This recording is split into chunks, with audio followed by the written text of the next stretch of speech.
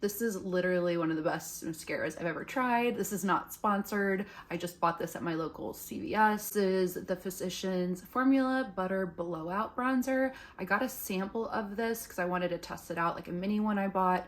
I loved it so much I ran and went to get the full size one. And the deluxe size one lasts me a long time. And I don't know what's in the stuff. It's like so conditioning for your lashes, and it literally makes me look like I have lash extensions. So I thought I would demo it for you guys. I don't wear, this is like my daily face makeup routine. As a mom, I do it in like 5 to 7 minutes, and this mascara doesn't run or anything. So I wanted to show you guys one eye with it. And this style wand is my favorite. I love a bushy wand.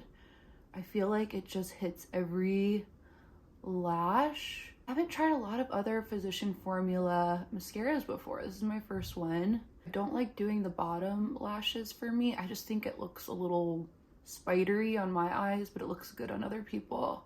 So I like that you can go over and over and it doesn't kind of like get cakey or anything or kind of build up funky. So that is one eye. This is the other, just to show you guys the difference.